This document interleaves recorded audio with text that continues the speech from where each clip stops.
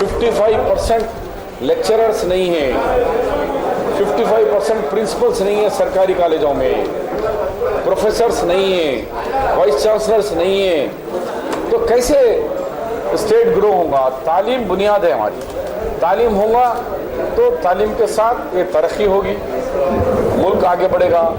तो जब तालीम का परसेंटेज सब छोटे छोटे रियासतें आपसे आगे हो गए, मिजोरम 20% खर्च कर रहा, आसाम 20% खर्च कर रहा, आप 10% खर्च कर रहे तालीम पे।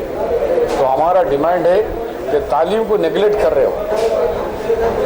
और जो कांग्रेस का ख्वाब था कि तालीम बढ़ाने के लिए फीस रिएम्बर्समेंट, स्कॉलरशिप देकर हम जो आगे बढ़ाए थे, फिर पीछे ले जा रहे आप।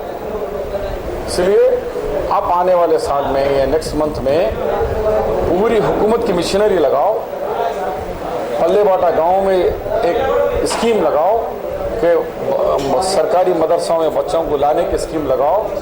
सुप्रीम कोर्ट ने आपके गाल पे ऐसा बड़ा तमाचा मारी तेलंगाना सरकार पे कि शर्म आना चाहिए कि तेलंगाना सरकार कह रही है कि 398 यानी लगभग 400 स्कूलों में जीरो एडमिशन हुआ है, 0%।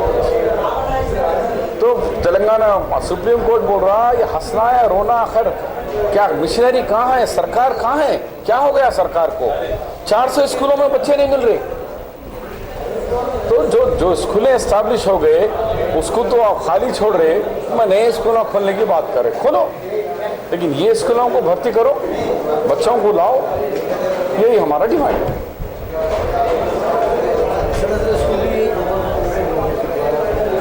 रेजिडेंशियल स्कूल नए नहीं है, मेरे दौर में भी मैं भी खोला।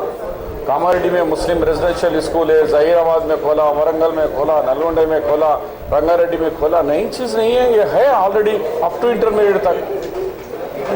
तो इन्हें ज़्यादा तादाद में खोलिए और खोलिए।